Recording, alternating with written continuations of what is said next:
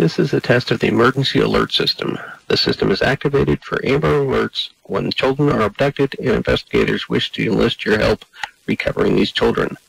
The National Weather Service and your local public safety officials use the emergency alert system to warn you of events that pose threats to your life, health, and property.